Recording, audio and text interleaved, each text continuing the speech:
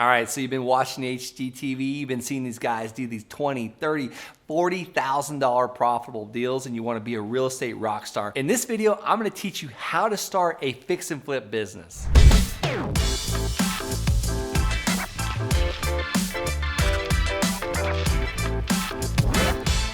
All right, so in this episode, I'm gonna give you the exact steps of how to start a fix and flip business and what my team does to this very day, and that way you can compress time frames and get your business rolling off the ground much faster than I did. All right, your first step is pick a market.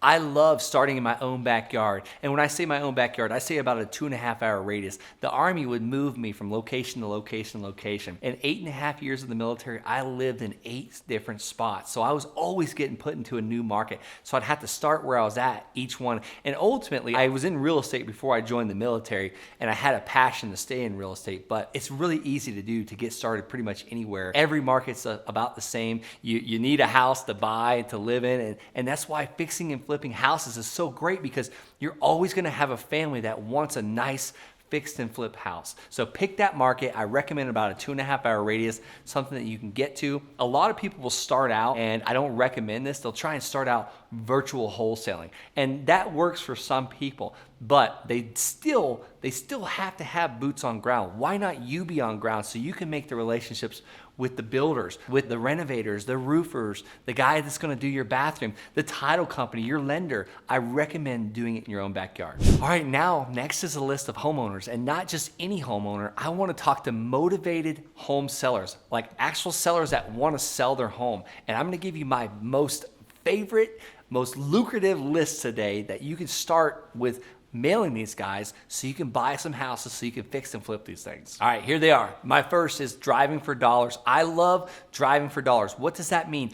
I'm driving around and finding the house that's got maybe the blue tarp on the roof, or the high grass, or they don't shovel their snow, or it looks like it needs a paint job, the paint's peeling, or the garage door is dented in. Any imperfections. I want to see junky cars on the front lawn. This is where I use my Driving for Dollars app, where I can literally take a picture of that house, I put a pin on it, and I could be mailing it the next day. Literally, our postcard comes with the picture of their house on it, and it says, hey, my name's Brent, and I'd like to buy your house. Call or text me if you're interested. And the link to this Driving for Dollars app is on the screen, but it's also below in the description. But it's dealmachine.app.link/TLS, as in the land sharks. All right, next is a notice of default list.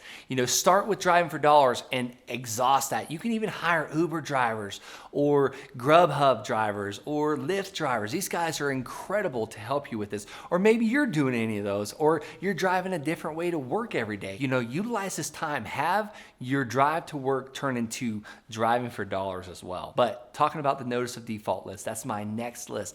I love this list. What is a notice of default? These are people that are behind on their mortgage. These are people that are in Liz pendants. They're not paying their mortgage. So it's basically pre-foreclosure. Eventually, they're going to lose their house. Where do you find this list? I recommend going to thelandsharkslist.com. It's on the screen, the Land Sharks List, and sharks is plural, thelandsharkslist.com, and you can get a 7-day free trial to PropStream, and you can start purchasing these lists that are already scrubbed and ready to go and ready to be mailed. All right, the next list is a tax delinquent list. This is by far one of my most favorite lists. I've been mailing it for years now. And this tax delinquent list is people that are behind on their property taxes. They're not paying their taxes for their property, and these people need to hear from us. These are some of the times the most motivated house sellers out there, because they're not paying their property taxes. If they let that go long enough, their property is going to become deed eligible, and somebody can go in and put in for foreclosure and take their house from them. All right, finally, let's talk about code violation, the code violation list. I love this list. How do you find it? There's something called the Open Records Act. You can search that, like Colorado would be called the Colorado Open Records Act, or CORA. Or you can call the code violation office and say, hey, how do I get a list of people that have code violations on their houses? Whether it be high weeds, or dilapidated junky cars on the front lawn, or graffiti. Another one is condemned. I like trash, the trash list. Because not the house trash list, but the list of houses that have trash that they've gotten a code violation on. So these are usually motivated sellers. They either have a second home, or they inherited the house, or they're renting it out and the tenants aren't taking care of it and they're just tired landlords. So these are some great motivated land seller or motivated house and land sellers sometimes. So how do we communicate with this list? We're just starting out in business. You want to communicate with these people, and I recommend that postcard.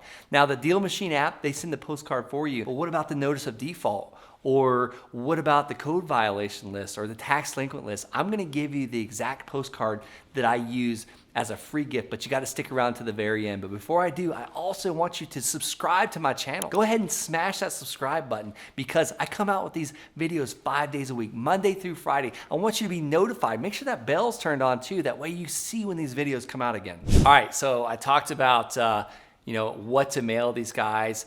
I'm gonna go ahead and give you that now. That is thelandsharks.com/postcard. This is the communication starter. And once you start communicating, once you start sending these postcards out, be prepared to answer your phone. I love live answer. You got a live answer, because when someone's roof's leaking, they want the contractor there right away, and they're gonna keep calling people until they get them on the phone. So I recommend, if you're the guy answering the phone, you're gonna get the deals before your competition. Next, let's talk about how to get this deal under a purchase agreement. And I'm gonna give you the exact agreement that I use, but you gotta promise me that you're gonna run it by a real estate attorney so you can know that this 2-page purchase agreement works in your state. And why do I say 2 pages? I love the fact that it's short and sweet, because most sellers have never sold a house in their lifetime. So you wanna keep it super sweet. That will make them less nervous. You don't wanna cause them anxiety by giving them an 18-page FAR or Florida real estate contractor.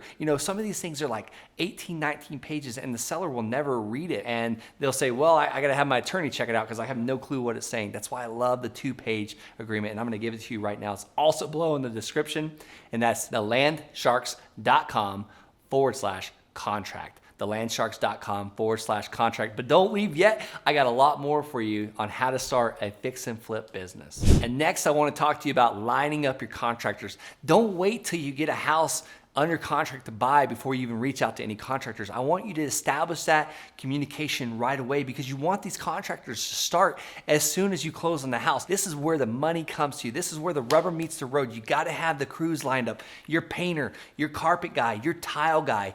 Ultimately, if you have all these guys, you're kind of acting as the general contractor. But let me give you the unicorn. Let me tell you how to find the residential general contractor out there that runs it all for you. Now, you're going to pay a little bit more for this guy, but he is going to save your bacon. You got to think about where you want to be, not where you currently are, because if you're running around managing the carpet guy and the painter and the roof repair guy and the tile guy, you're acting as a general contractor. You're no longer acting as a business owner. So I like to hire that general contractor that manages those people. Now, how do you find that general contractor? I recommend reaching out to real estate investors around the area, Googling your city, need to sell my house fast, Colorado Springs, and talking to the people that are on the top 4 of those Google listings, and saying, hey, would you please recommend a general contractor that you like using? I'm just getting into the fix and flip business. And most of the time, other investors are gonna wanna help you too, because I all the time am giving my contractor's name and number out, because ultimately I want his business to grow, because if his business is growing, mine's growing. And I guarantee if you call 4 We Buy Houses guys, or if you Google Sell My House Fast Colorado Springs, and you talk to 4 of those guys, 3 of them are gonna give you the shirt off their back. You'll probably encounter that one person that might not take your call, or they might have a scarcity mindset and they don't want to share their contractor. That's okay, because you only need one. You only need one of those guys. And that's the guy that's going to help you keep your fix and flip business, or explode your fix and flip business, and also keep you profitable. All right, so you got your contractor. Now you want a scope of work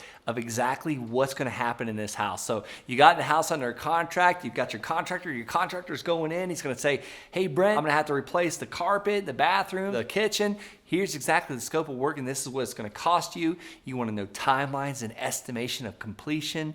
What happens if you go over time? What happens if you go over budget? What happens if it gets done quick? I highly recommend bringing your contractor in almost as a partner.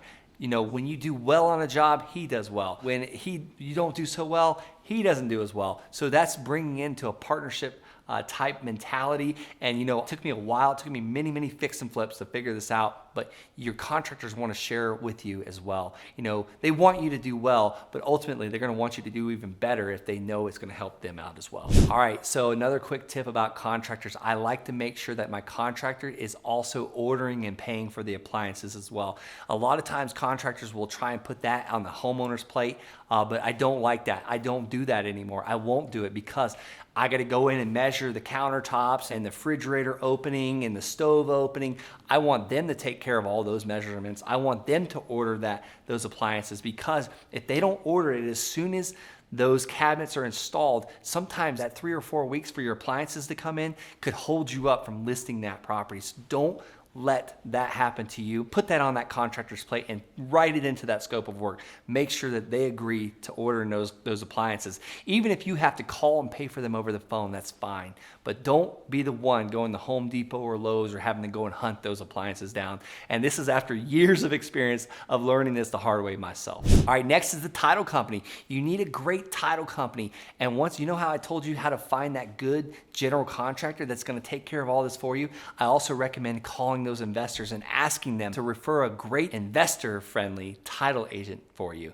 And this is going to make or break your business. This is the best way to start a fix and flip company. I'm giving you these things that it took me like 6 or 7 years to learn, but I'm telling you, if you implement half the strategies I'm giving you on this video, you're going to be so far in the next 12 months. All right, next, you're now in the middle of this renovation. You're getting it ready to go. I want you to be talking with your realtor at this point. The realtor that does well, the realtor that helps you stage this property, the realtor that tells you the most in-demand paint colors right now, what the buyers want, because that's who you want to talk to. You want to know what the buyers want. Another pro tip I recommend is going to Home Depot or Lowe's, whichever you prefer, and asking them the paint swatch, the little paint swatches, the ones that they have to replace the fastest, or the most in-demand paint right now, because I want the popular colors on the exterior of my house. I want the popular colors on the interior of my house.